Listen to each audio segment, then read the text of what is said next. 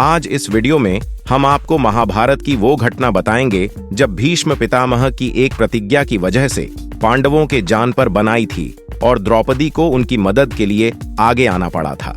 नमस्कार मित्रों, जय श्री कृष्णा, राधे राधे। स्वागत है आपका हमारे इस हर इंसान अकेला है 923 यूट्यूब चैनल पर।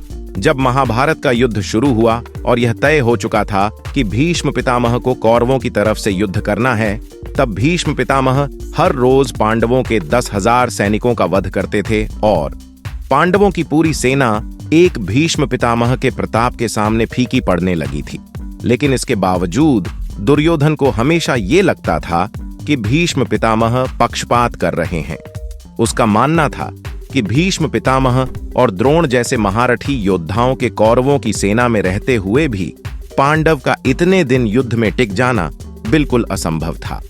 हालांकि कौरवों की सेना इन्हीं महारथियों की वजह से युद्ध के मैदान में पांडवों पर भारी भी पड़ रही थी, लेकिन दुर्योधन के अंदर धैर्य कहां था। एक दिन कौरवों का प्रदर्शन युद्ध में निराशाजनक रहा। इस वजह से कौरवों के शिविर में मायूसी छाई हुई थी। यह देखकर दुर्योधन अपना आपा खो बैठा और वह भीष्म पितामह पर पक्षपात का आरोप लगाने लगा। दुर्योधन के आरोप सुनकर भीष्म पितामह ने उसे समझाने की कोशिश भी की। उन्होंने दुर्योधन से कहा कि वो उन पर जो भी आरोप लगा रहा है वह बिल्कुल ही निराधार हैं। भीष्म पितामह ने आगे कहा कि वो भगवान नहीं है, उनके वश में युद्ध करना है, लेकिन युद्ध के परिणाम तय करना उनके वश में नहीं है। लेकिन दुर्योधन ने उनकी बात नहीं मानी और भीष्म पितामह से उसने कहा कि कौरव तब तक युद्ध नहीं जीत सकते जब तक कि पांडवों का वध नहीं हो जाता है। ऐसे में भीष्म पितामह कितने भी महारथियों को मार दें, लेकिन जब तक उनका प्रेम पांडवों के लिए बना रहेगा तब तक कुछ भी नहीं हो सकता। यह सुनकर भीष्म पितामह को क्रोध आ गया और उन्होंने उसी क्षण 5 बाण हवा में उठाकर उन्हें मंत्र सिद्ध करते हुए यह घोषणा कर दी कि कल इन्हीं 5 बाणों से पांडवों का वो वध करेंगे। यह सुनकर दुर्योधन प्रसन्न हो गया, क्योंकि वह जानता था कि भीष्म पितामह अपने दिए हुए शब्दों से कभी नहीं मुकरते।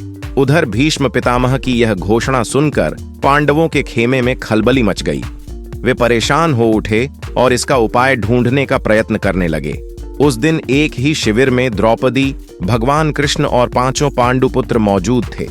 कोई भी उपाय न सूझने पर द्रौपदी ने भगवान कृष्ण से पूछा कि क्या इस समस्या का कोई भी समाधान नहीं है। तब भगवान श्री कृष्ण ने मुस्कुराते हुए द्रौपदी से कहा कि समाधान तो है। भगवान श्री कृष्ण ने तब द्रौपदी से पूछा कि उसने आखिरी बार भीष्म पितामह का आशीर्वाद कब लिया था। यह सुनकर द्रौपदी की आंखों में आंसू आ गए और उसने कहा कि उसके जीवन में ऐसा कोई मौका कभी आया ही नहीं जब वो पितामह के आशीर्वाद ले सके। तब भगवान श्री कृष्ण ने द्रौपदी से कहा कि क्यों ना ये कार्य अब भी किया जाए। इतना कहकर उन्होंने द्रौपदी को एक लंबा घूंघट कर उनके साथ चलने को कहा। द्रौपदी ने भगवान श्री कृष्ण के कहे अनुसार वैसा ही किया। वे दोनों शिविर से निकले और भीष्म पितामह के शिविर की तरफ चल पड़े। रास्ते में चलते हुए द्रौपदी के खड़ाऊ आवाज कर रहे थे। ऐसे में भगवान श्री कृष्ण ने उसके खड़ाऊ उतरवाकर अपने हाथों में रख लिया ताकि कौरवों के गुप्तचर को इस बात की खबर न लगे। भीष्म पितामह के शिविर के पास पहुंचकर भगवान श्री कृष्ण ने द्रौपदी को कहा कि जाओ, पितामह से अपने पतियों के लिए आशीर्वाद ले लो, लेकिन उन्हें अपनी सूरत मत दिखाना। ब्रह्म मुहूर्त होते ही द्रौपदी भीष्म पितामह के शिविर के पास गई। वहां मौजूद शिविर के रक्षकों ने उसे रोका और उसके आने की वजह पूछी। तब द्रौपदी ने बताया कि वह भीष्म पितामह से मिलने आई हैं। रक्षकों ने उसे वहीं इंतजार करने को कहा। दरअसल भीष्म पितामह भी कर्ण की ही तरह ब्रह्म मुहूर्त में दरवाजे पर आए किसी भी याचक को खाली हाथ वापस नहीं भेजते थे। यह बात द्रौपदी भी जानती थी और भगवान श्री कृष्ण भी। जब ब्रह्म मुहूर्त में भीष्म पितामह अपने शिविर से बाहर निकले तो उन्हें एक रोती हुई स्त्री मिली।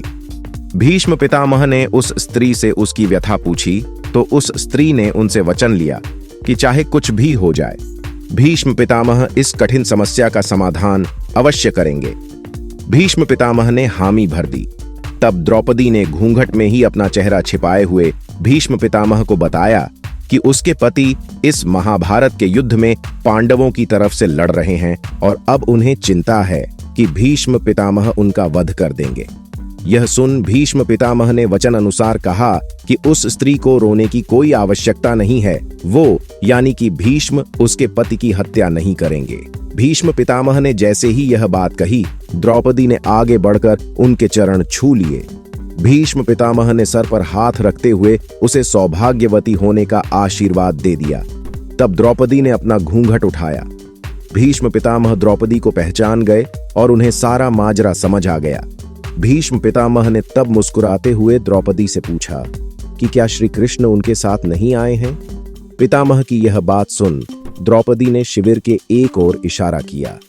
भीष्म तेज कदमों से वहां पहुंचे और भगवान श्री कृष्ण का अभिवादन किया। भीष्म पितामह को अचानक देखकर भगवान श्री कृष्ण डर गए और उन्होंने खड़ाऊ वाले हाथ से ही उन्हें हाथ जोड़ प्रणाम किया, जिससे खड़ाऊ आपस में टकराकर बज उठे।